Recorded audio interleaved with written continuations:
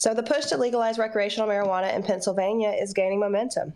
Advocates, lawmakers, and public health experts say it's time for the state to join the growing list of those embracing cannabis reform. State Representatives Rick Kajewski of Philadelphia and Dan Frankel of Allegheny County are leading the charge, unveiling plans for what they're calling landmark legislation. The bill aims to create a regulated marketplace, generate significant state revenue, and support communities disproportionately impacted by decades of harsh marijuana laws, which we know will never work, by the way. We've learned from public health experts, criminal justice advocates, and other states, this is about moving forward safely and efficiently. Pennsylvania cannot afford to fall further behind, said Representative Krajewski. Among the 24 states that have already legalized recreational cannabis are 5 of Pennsylvania's 6 neighbors, leaving the Keystone State surrounded by change. Polls show bipartisan support for legalization, with Pennsylvania and Governor Josh Shapiro has been vocal in his endorsement. Shapiro has called cannabis a potential cash crop for the state, projecting it could generate to $250 million in revenue within 5 to 6 years. As part of his 2024 budget proposal, the governor suggested a 20% tax on marijuana sales and wants Pennsylvania to be the first state to put its agricultural department in charge of regulating the industry. Representative Frankel says his bill will address the mistakes seen in other states. Okay. Focusing on a strong regulatory framework to prevent lawsuits from out-of-state companies and ensure public health remains a priority. Representative Frankel said, we have a moral obligation to not only legalize marijuana, but also to repair the damage caused by decades of arrest and incarceration.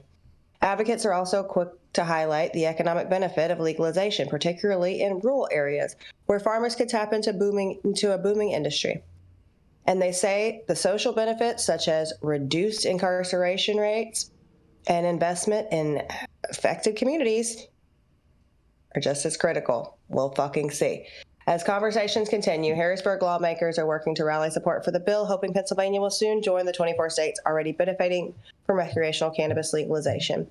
So I guess we'll definitely follow that one through, and I cannot wait to report on how they also fuck up social equity. Hope they don't, but we shall see. Throwing it back to you guys. You know they're going to screw up social equity. Of course they will. It's Pennsylvania. I wrote this covering of this story, and to be fair, I can't even get through it because I've heard it so many times. Dude, I get it. You're trying to push it through on the merits of restorative justice and reparations and righting wrongs and shit like that. If that's what you intend to do, Pennsylvania, I implore you to not do what other states have done and actually fucking do that. Yeah, they're not going to do that. But I think also, too, in this article, Jenny Beth, it talked about them saying how cannabis is such a cash cow for municipalities to obtain needed revenues. Well, this is the same state. You think it's passed anywhere else? Exactly. This is the same state that taxed video games and bars at 37%. We have talked about how they have trumpeted the estimated tax windfall as if it's going to be a huge win for the state, and we all know it's going to be a huge win for the trap. Mm-hmm. And so they're already failing out of the gate because they have a model that doesn't work with taxes that won't be sustainable on an industry that doesn't need to have the boot on it of those tax models. And they are suggesting, again, like all these other municipalities, that these taxes are going to go to all these noble causes and every orphan is going to have a new set of tennis shoes. It's terrible. It's terrible. And it's not going to make any sense. And what's going to happen? We're going to be covering it like we covered yesterday, where people are going to drive to another state nearby that has less taxes to get their regulated cannabis, or they're just going to call the plug. And so here we go, yet again, replicated mistakes, again, that we know aren't going to work. And we'll be here a year from now saying, I told you so. So I want to talk about the fact that they're going to be the first state to have their Department of Agriculture oversee it. I'll be fine with that. I think that's the right governmental branch to oversee that anyway, is the Department of Agriculture, or at least a health department. I'm in total. All I see is heads nodding, you guys. An opinion? Saman. Yeah. I have no opinion. I didn't even hear what the fuck's going down. I had to go, bust a move. Well, Pennsylvania's pushing forward for legalization, and they're going to be the first state to have their Department of Agriculture as the regulating body. Oh, that's interesting. Okay, cool. Well, Pennsylvania has some shitty rules that nobody else has to follow, but some, I think just generally their whole entire distribution network for all of these products like alcohol and cigarettes and all that stuff is it's a little outdated. But yeah, I mean, that's how it works in places that have been, mired by like these controlling factions of like bloodsuckers, let it be free.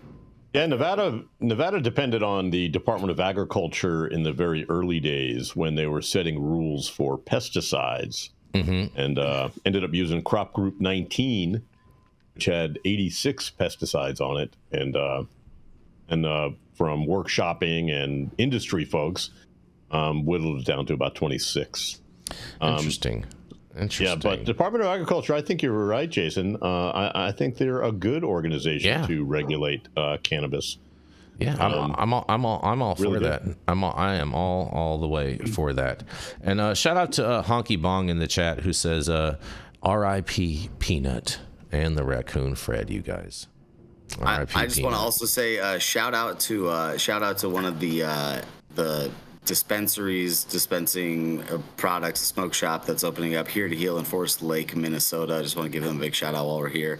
They're doing some good work and they're opening up. So if anybody needs access to, hemp products such as Parody Gummy, you can be able to check it out in Michigan or in Minnesota. Minnesota. And you'll be able to get that shit in Nashville, North Carolina soon too. That's right. As soon as they respond to their text message. I know. Yeah. Can't wait. Really small soda. Yeah. Well, you know what's funny? You know what's funny, Todd, is that's how my teacher in elementary school taught me to remember the state of Minnesota, is because they drew it out and they're like, if you look at it, it looks like a soda, but with someone's hand gripped around it, and then they drew a straw on the top, and they're like, you'll never forget it now. Mini soda.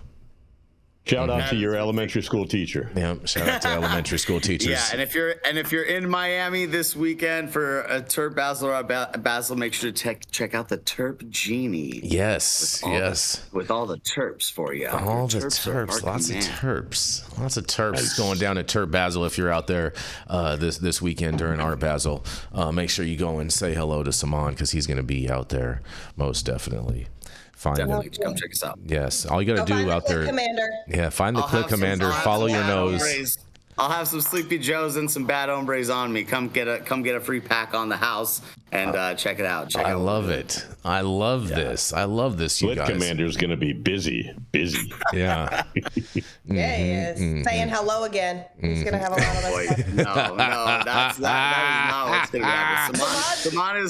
Saman is the focused of a focused Saman is mindset. never saying hello again. He's like, no. I'll be